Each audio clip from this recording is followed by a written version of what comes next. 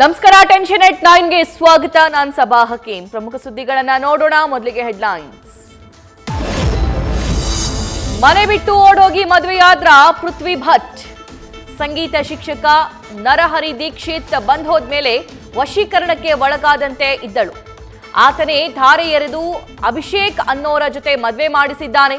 ಗಾಯಕಿಯ ತಂದೆಯದ್ದು ಎನ್ನಲಾದ ಆಡಿಯೋ ಈಗ ವೈರಲ್.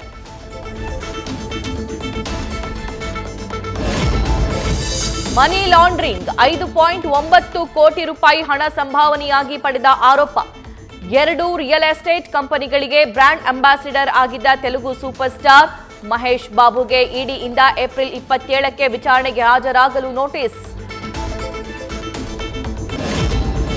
ಕನ್ನಡಿಗನ ಮೇಲೆ ಹಲ್ಲೆಯನ್ನ ಖಂಡಿಸಿ ಕೆರಳಿದ ಕನ್ನಡಿಗರು.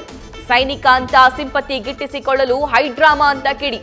ಕೂಡಲೇ ವಿಂಗ್ ಕಮಾಂಡರ್ ಶೀಲಾದಿತ್ಯ ಬೋಸ್ ಬಂಧಿಸಬೇಕು ಅಂತ ಸಾಮಾಜಿಕ ಜಾಲತಾಣದಲ್ಲಿ ಒತ್ತಾಯ. ನಿವೃತ್ತ ಡಿಜಿ ಓಂ ಪ್ರಕಾಶ್ ಕೊಲೆ ಪ್ರಕರಣ. ಪೊಲೀಸರಿಗೆ ಸಿಕ್ಕಿದೆ ಮಹತ್ವದ ಸಾಕ್ಷಿ. ಎಫ್ಎಸ್ಎಲ್ ಅಧಿಕಾರಿಗಳ ಪರಿಶೀಲನೆ ವೇಳೆ 2 ಫಿಂಗರ್ ಪ್ರಿಂಟ್ಸ್ ಇರೋದು ಪತ್ತೆ. ನಾನೇ ಕೊಲೆ ಮಾಡಿದ್ದು ಅಂದಿರುವ ಪತ್ನಿ ಪಲ್ಲವಿ. 2ನೇ ಫಿಂಗರ್ ಪ್ರಿಂಟ್ ಯಾರದ್ದು ಅಂತ ಪೊಲೀಸರ ತನಿಖೆ.